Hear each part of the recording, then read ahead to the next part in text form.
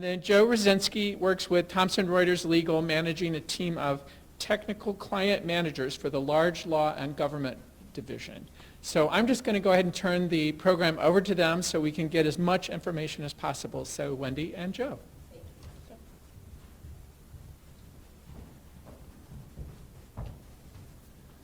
Hello, everyone. Thank you and welcome, welcome. So I wanted to get an idea of who I'm speaking with, just a bigger picture. How many people come from librarians or that field, legal field? Okay, excellent. Corporate, anybody from the corporate world? Okay. And then from the university itself? Excellent, all right. Well, thank you all for coming. Wendy and I want to go through two pieces of what's happening right now in the world of security, cybersecurity. The first part is sort of this scary path. I think our keynote spoke to some of this today. Earlier you heard some of the things that are going on in the world. I'll talk a little bit about it and maybe go a little bit more in depth into some of the things that are happening that are unfortunate but are something we all have to be aware of these days. So let me jump into that and I'll give you a little bit about the roadmap ahead. So we're going to talk about the current cybersecurity landscape. What's going on? What's happening right now? The status of law firms and corporate security, what people are worried about both within the law firm, but also their clients as well. And then actions to mitigate those security risks. We'll walk through that a little bit as well. And then why and how law librarians should get involved. And that's where Wendy's going to jump in and start talking about a bunch of different wonderful things that are available. So, what is going on right now? And it is frightful. I hate to say it, but it is true. What you start to see moving forward are the number of breaches that are happening right now. No one is immune to this. It's happening to large corporations, to small nonprofits, to government agencies, to schools, everyone. Everyone's getting hit right now. Really, really unfortunate. As was discussed a little bit earlier, we are typically the point of failure, unfortunately, humans, doing things that we shouldn't be doing. We're either clicking links we shouldn't be clicking. We're downloading things we shouldn't be downloading. But as you can see, the breaches are getting huge. They're getting massive. 145 million breached records by eBay. So we stop with Ashley Madison. Who here is familiar with Ashley Madison? Really? All morality aside, it serves as an excellent example for what was going on and what's happening right now in the marketplace. What happened was someone decided to break into Ashley Madison, whether there was something going on with their significant other or whatever the reason was, they broke in. What did they do? They pulled out a ton of information from that. They actually gathered 9.7 gigabytes of information. It was everything you could imagine. It's the full names, the passwords, the times people used it. They got their credit card information. So all that information they were able to pull out from that resource, and then they released it. They released it onto the dark web. So as you could see on this image on the right-hand side, the lower right-hand side of the screen, I think it's important to see what's happening today. So most of us work with the surface web all the time. That's your Google searches, your Wikipedia, your Bing searches as well. That makes up about 5% of the web. So it's really that surface level that people generally work with. The deep web is that second area that you're talking about in terms of academic information, sites that you might need to go into to log in and password you might need to actually access it. So that's the deep web. The dark web was something that was created by the federal government. Our federal government created this to help people in foreign countries like Iran or North Korea share ideas. It was a safe place that they could go to. It was a place that no one knew their name. They couldn't track them. They couldn't trace them. So the idea was wonderful to help people exchange ideas. But like any technology, there's a positive and there's a negative that sometimes comes out of that. Right now, the dark web is a place where there's a ton of things happening. You may have heard of the Silk Road. The Silk Road was a place that you could buy and sell drugs. So you could go to this, and it was essentially like an eBay or an Amazon. You could buy whatever you want. You could sell whatever you wanted. people rate the individuals based on how how their stuff worked, as well as shipping, where they shipped on time. You could actually rate them. It's kind of frightening. So Silk Road was sunset, but there's been probably 5 or 6 other groups that have come along the way to do the same sort of thing. The dark web, you can buy and sell arms. That's where people go to buy the stolen credit card information. So if you have a whole host of credit cards that were stolen, you're actually able to go down there and you could buy and sell that. They talked about Bitcoin earlier, so the cryptocurrencies are the currencies that basically allow you to be anonymous when you're buying something or selling something. It's a fascinating technology. It's actually going to be continuing to grow over the next several years. There's other currencies out there now, cryptocurrencies, that are growing as well. And it's kind of fascinating. So you can keep going further and further down that path. Unfortunately, it gets really, really bad. One of the reasons I know about it is because Thomson Reuters has a special group that sort of focuses in on the dark web to help protect people in the United States and abroad. So I've had some experience with that. The key piece to this, and the reason why I bring up the dark web, is because most of the breaches that we hear about, this is where the information is released. So anything you see from a Target breach, from the most recent law firm breaches, most of that information is actually released onto the dark web first, because no one knows about it. No one knows who the individual was that actually released that information. Most news agencies have a drop box, so to speak, on that dark web that says, hey, Washington Post, hey, Baltimore Sun, drop your documents off that you've stolen or that you've gathered and release it to us. And then we'll pull it up, and then we can have our people search through it and then make something of it, make a story out of it. So that's how that's sort of exposed. Now, to get to it, it's rather interesting. It's just more general information, but to get to the dark web, you'd actually use Mozilla. There's a simple plugin that you would get. You download that plugin, and basically it creates a proxy for the most part, but not only to one location of a proxy, basically saying, hey, I am logging into a computer in Baltimore, but I'm based in DC. It's jumping you around to at least 100 locations around the world. So it's very difficult to find that person. They use a .onion instead of .com, so it's the extension that they typically use for accessing that. So when we get to law firm and corporate security, there's 3 numbers I'd like to throw up. One is 97, 225, and 84. 97 is the percentage of law firms or corporate networks that have been compromised. Very high. It's kind of frightening, but these are the times, unfortunately. People are trying to get in any which way and every way that they can at this point. We'll talk about why in a second. 225 days before a firm or corporate network knows that it's actually been breached. So typically there's malware sitting on the network for 225 days before someone even knows that someone's in there and sending information back to their host. So they could be gathering all sorts of documents, client information, and sending that back to someone to hold on to or use later. We'll talk about how they do that in a second. And 84% of firms find out through a third party.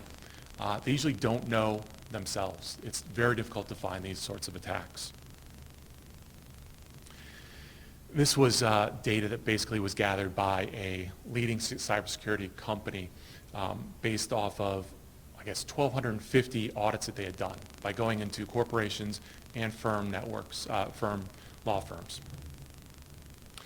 This is a rather interesting group that basically produces information every week about identity theft and breaches that are happening right now. So you can see the categories. There's the banking, there's business, educational. It tells you how many breaches happened last week, the number of records that were actually taken. So it's a really nice resource to refer to. It's the Identity Theft Resource Center. You should be able to find online pretty easily. So law firms have always been seen by the cybersecurity world as the soft underbelly of security. They just have not been as prudent as they probably could have been in the past. Last 3 years, it's changed dramatically. So law firms are much more on board, are taking it much more seriously. This last few weeks is going to be even more of a call to action for many firms at this stage. So something to think about. So why are law firms actually being targeted? I think it's somewhat obvious, and the last issues that we just heard about make it even more clear. Law firms house a ton of very important information. So in this instance, IP information.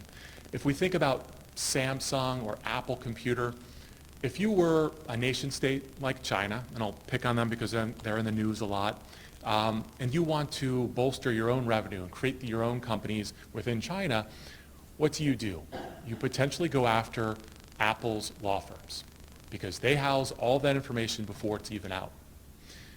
They break in, they gather that information, they pull it back, and they have people develop it before Apple's able to release it to the PTO, perhaps. So those are the types of things that are happening with IP.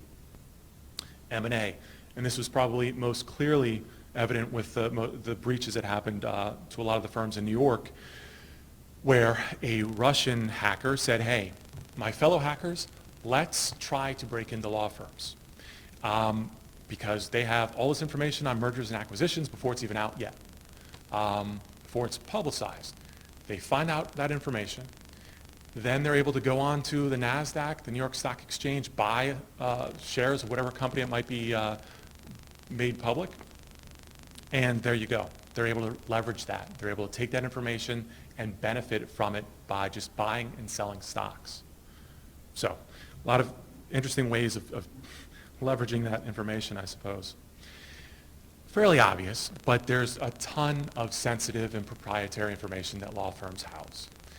So individuals are going after that. So it's not only just individuals, but it's the nation states as well. So it's the Iran, it's the North Korea, various groups within Eastern Europe as well. This, again, speaks to somewhat of a sad story, but there are big and small cases that people win and lose every day, no matter the size of the firm. It could be a medium-sized firm that some case did not go well for their client, and the client's upset. So what do? They go to the dark web, and they hire a hacker. You can hire a hacker for $100 an hour. You pay them in Bitcoin, and they can go after the firm. They can then break into the firm. They can grab that proprietary information, hold it ransom, wait till the firm pays, or just expose it. Say, hey, these are the clients the firm has. This is the client information. Here you go. These things are happening, unfortunately. And then, of course, the venting the anger. So people that are upset can take it out on law firms and other corporations, no question. So talking about the security, the International Legal Technology Association puts out a survey every year and says, what are your top concerns? In the last 3 years, no question, security. Cybersecurity is the top. I've talked to a number of CIOs up and down the East Coast recently, and they spend between 50 and 60% of their time every day on cybersecurity, which is way more than they used to spend. They used to spend 10, 15, 20% at most on the whole security piece, but now with some of the things we're going to talk about and the things you've heard about earlier today, they spend a ton of time on it. So briefly, there are sort of three pieces to this. It's the people, it's the process, and the technology. As I mentioned earlier, we are typically at fault when it comes to breaches, issues, because we download something and click on links that we shouldn't click on. It's the process that the firms have to be concerned about. How do you mitigate that? How do you stop things from getting worse once it's happened?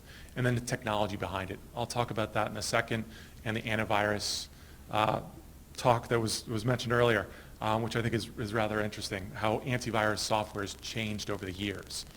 So we'll get into that as well.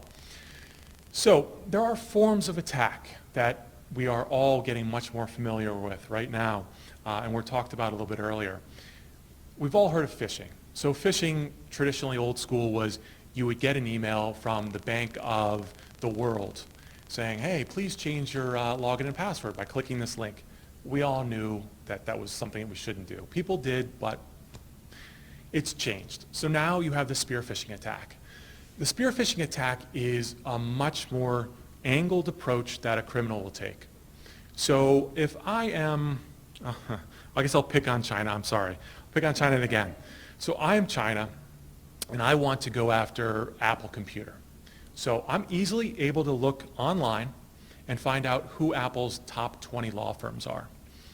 I then focus in on one firm that's working on one of the patents that they're trying to pull out, and I go after the managing partner of that firm. Simply find it on a Google search. Who's the managing partner of this firm? I then say, okay, let me learn a little bit more about that person.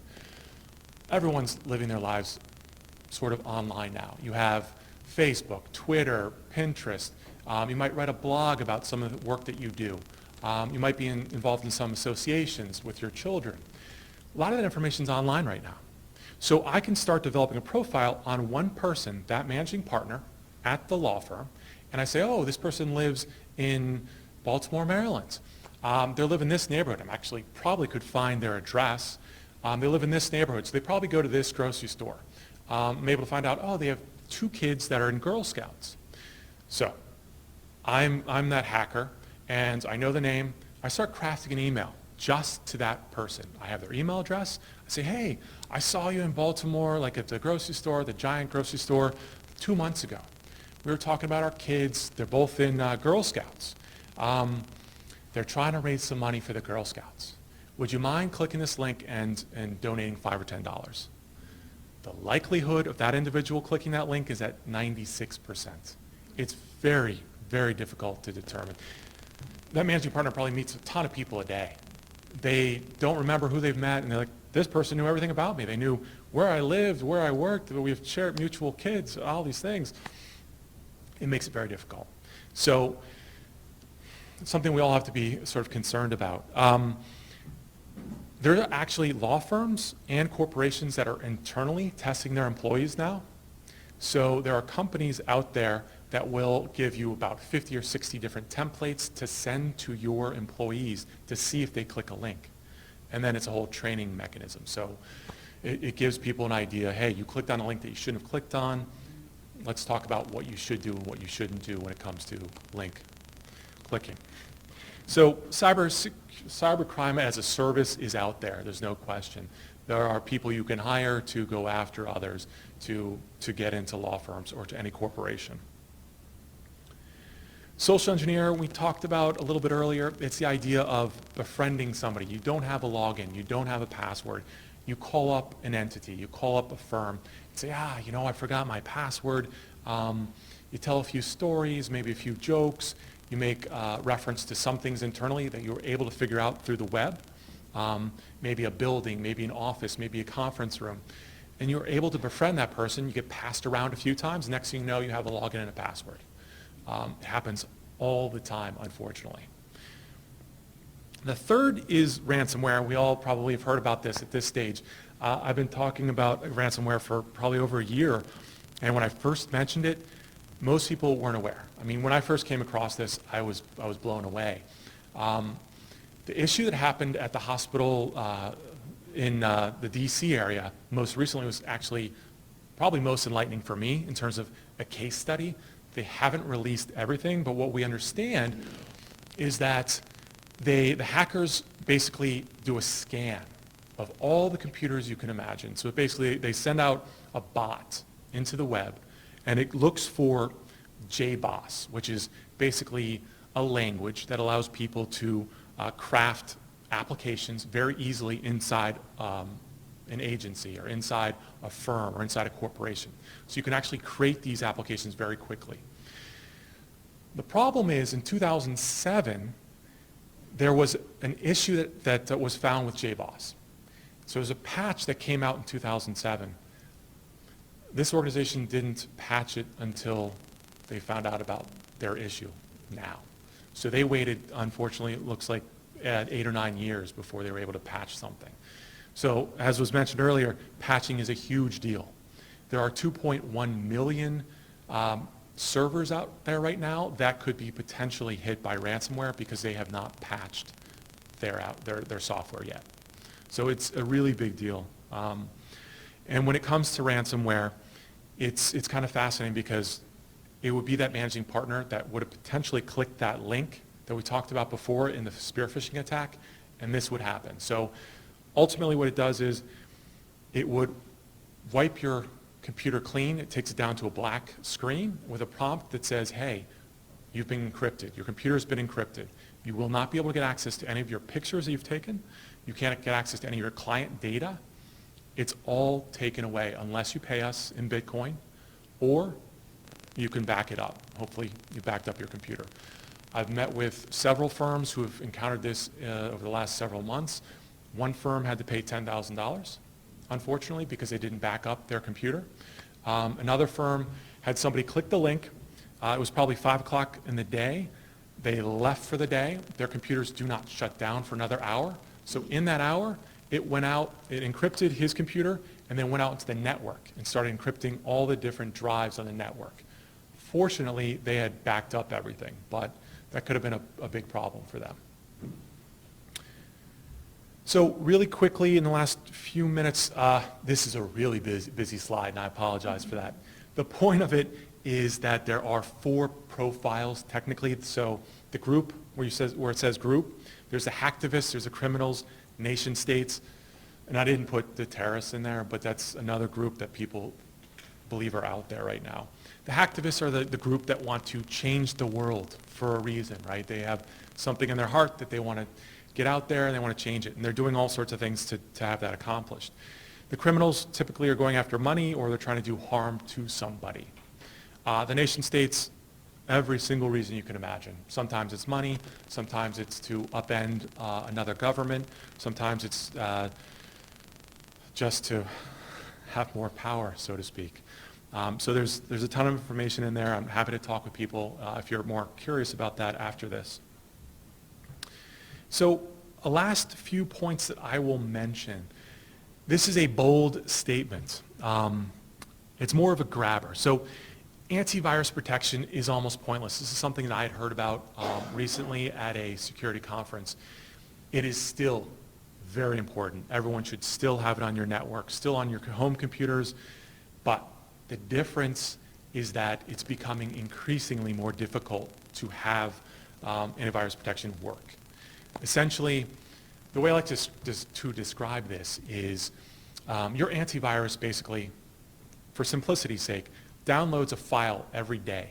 It says, hey, these are all of the viruses that have ever existed, and this is the fingerprint of every single virus.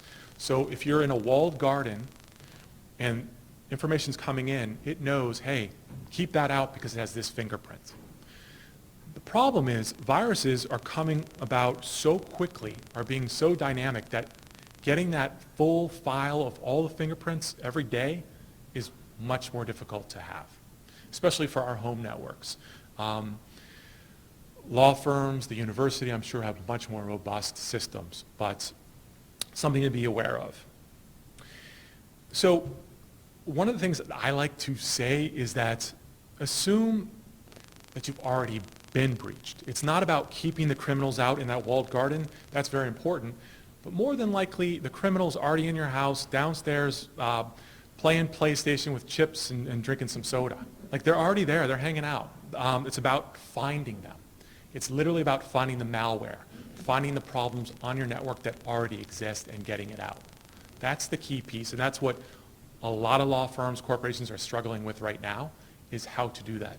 Lots of software out there, but it's the ability to monitor those pieces. One of the last things I'll mention is the mathematical algorithms that are out there. So one of the positive pieces about the software component of this is that there are new algorithms that are coming out that are almost AI infused, that are able to predict what viruses might be coming. Kind of a neat thing, but in the world of rapid change and this exponential growth of technology, this is one positive piece. So it's the outgrowth of our system getting faster, that hopefully these types of preventative measures will help. So one of the last things I think I'll mention, and then I'll jump ahead to be safe on time here, is awareness. So we all, of course, have to be aware of what's happening, what we're doing, how we're interacting with links, downloading, what sites we're going to, all of those pieces, especially for clients. There's no question that could be a major issue for them. And then visibility, that's a big piece too. So let me jump forward and pass it off to Wendy. Thank you all.